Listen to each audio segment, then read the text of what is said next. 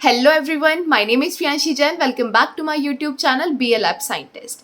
In this video lecture, we will discuss about the renal function test और kidney function test.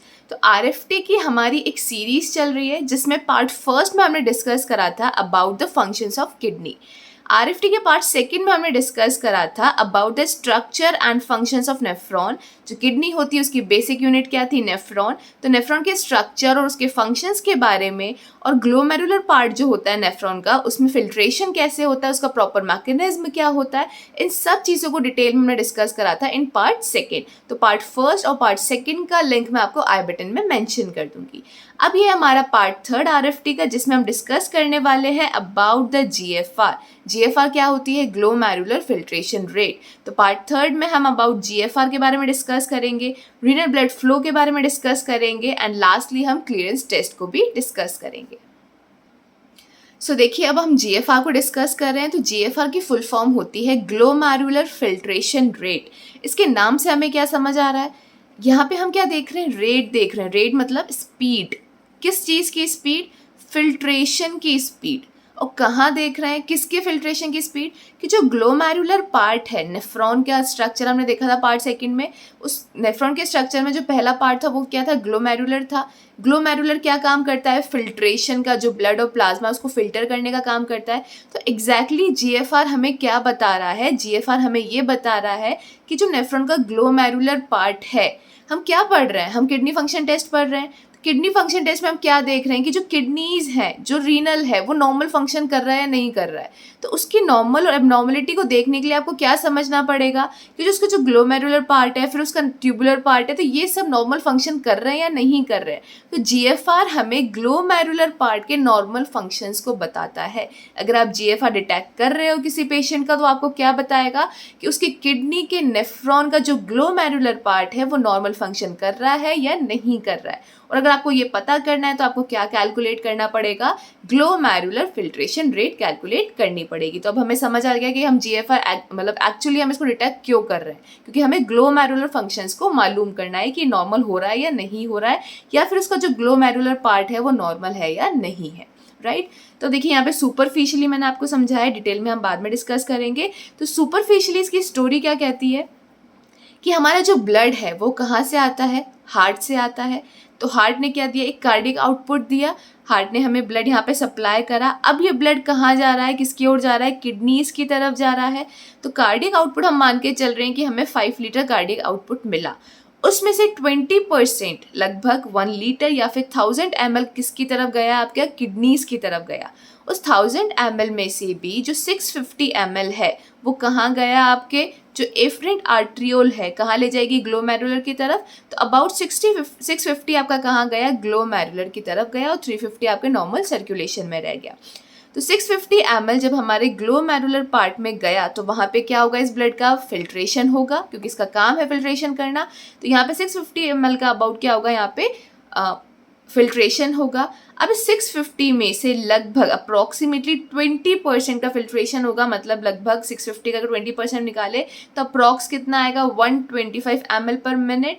तो ये क्या है? यहाँ पे GFR है. आप जब नॉर्मल रेंज देखोगे ना GFR की, वो होगी 125 ml पर मिनट. क्योंकि यहाँ पे हो क्या रहा है कि 650 तो आपका एफरेंट आर्ट्रियोल में आया, उस 650 में से अबाउट 20% का फिल्ट्रेशन हुआ, और वो उतना 20% कहाँ एंटर हो गया? आपके बोमेन्स कैप्सूल में एंटर हो गया. तो यहाँ पे फिल्टर होने के बाद ही तो आया. तो यही क्या कहलाती है? इसकी फिल्ट्रेशन रेट कहलाती है कि आपका GFR पर मिनट में कितना फिल्टर कर रहा है, कितनी क्वांटिटी फिल्टर कर रहा है. तो यहाँ पे कितनी क्वांटिटी फिल्टर हो रही है? अबाउट 125 ml ऑफ ब्लड और प्लाज्मा यहाँ पे क्या हो रहा है? फिल्टर हो रहा है पर मिनट.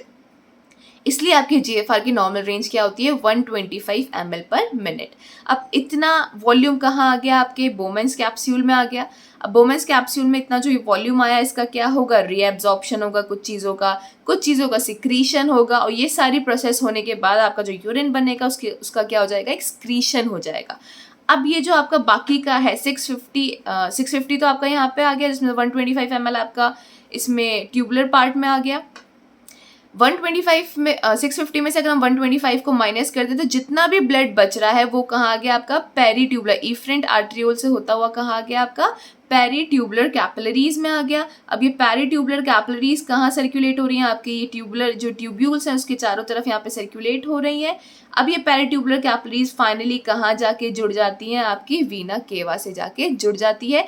ये वीना केवा कहाँ ले जाती है, आपका वापस ब्लड कहाँ ले जाती है, कार्डियक मतलब हार्ट की तरफ ले जाती है। तो ये इस तरीके से पूरी साइकिल चलती है। यहाँ पे आपको समझ आया, 5 लीटर आया, 1000 ml कहाँ गया, किडनी की तरफ, 1000 ml में 650 कहाँ गया, नेफ्रॉन्स की तरफ, नेफ्रॉन्स में गया 650 में से अप्रॉक्स 20% मतलब 125 ml क्या हो गया, फिल्टर होके बोमेंस कैप्सूल में आ गया। फिर इसका क्या हुआ, यहाँ पे रीएब्जॉर्प्शन सिक्रीशन हो रहा है, लास्ट में एक्सक्रीशन हो गया जो भी वेस्ट प्रोडक्ट है। और 650 में से अगर 125 माइनस कर दें जितना भी बचता है वो कहाँ आ गया, आपका एफरेंट आर्टरियोल में, यहाँ पे आ गया एफरेंट आर्टरियोल में। ये एफरेंट आर्टरियोल किस में बदल गई, आपकी पेरीट्यूबुलर कैपिलरीज के अंदर बदल गई। काफ़ी सारी कैपिलरीज हैं, ये सारी कैपिलरीज कहाँ जाके जुड़ जाती हैं, वीना केवा में, और वीना केवा वापस कहाँ ले जाता है, ब्लड को आपके हार्ट तक ले जाता है। तो देखिए यहाँ पे हमें ये साइकिल तो समझ आ गई, राइट। हमें ये भी समझ आ गया थ्योरी के हिसाब से कि एग्जैक्टली जीएफआर होता क्या है, हम इसको कैसे मेजर करते हैं, या फिर 125 इसकी नॉर्मल रेंज क्यों है। तो थियोरेटिकली तो हमें समझ आ गया, बट अब हम यहाँ पे तो कोई चीज़ डिटेक्ट नहीं कर सकते। हम क्या चीज़ ले सकते हैं, सैंपल क्या ले सकते हैं पेशेंट का। एक तो सैंपल हम ये ले सकते हैं जो उसका ब्लड सैंपल है, एक सैंपल आप यूरिन का ले सकते हो, ठीक है। तो मतलब जो चीज़ इनपुट हो रही है जीएफआर में, जो इनपुट हो रही है हम उसको ले सकते हैं, और जो यहाँ पे जाके आउटपुट में निकल रही है हम उस सैंपल को ले सकते हैं, और इसी के अंदर हम क्या कर सकते हैं, मेजरमेंट कर सकते हैं, राइट। तो इसी को मेजरमेंट को कहा जाता है क्लियरेंस टेस्ट कहा जाता है। क्लियरेंस टेस्ट का मतलब क्या है, देखो क्लियरेंस के नाम से हमें क्या समझ आ रहा है, हमेशा ना हमें इस नाम से एक हिंट मिलनी चाहिए कि इस हिंट मतलब ये जो नाम है हमें क्या हिंट दे रहा है। तो यहाँ पे देखो क्लियरेंस का मतलब क्या है, क्लियरेंस आपको बता रही है कि क्या चीज़ क्लियर हो रही है। क्लियर होना मतलब फिल्ट्रेशन, जब कोई चीज़ फिल्टर हो रही है तभी तो वो चीज़ फिल्टर होने के बाद उससे क्लियर हो जा रही है ना। तो यहाँ पे क्लियरेंस हमें क्या बता रहा है, जैसे आपने कई बार सुना होगा क्लियरेंस टेस्ट में इनुलिन और creatinine clearance test, inulin clearance test. तो यहाँ पे हमें क्लियरेंस टेस्ट क्या बता रहा है कि अगर हम बात करें क्रिएटिनिन की, तो अगर इस प्लाज्मा के अंदर क्रिएटिनिन प्रेजेंट है तो इस प्लाज्मा से जो यहाँ पे क्या होगा, प्लाज्मा फिल्ट्रेशन होगा, तो क्रिएटिनिन कितनी रेट से फिल्टर हो रहा है, राइट। तो यहाँ पे हम क्या कर लेंगे, पहले यहाँ पे क्रिएटिनिन की वैल्यू हम मेजर कर लेंगे, एक्सक्रीशन जो यूरिन में निकल रहा है क्रिएटिनिन उसकी वैल्यू हम मेजर कर लेंगे।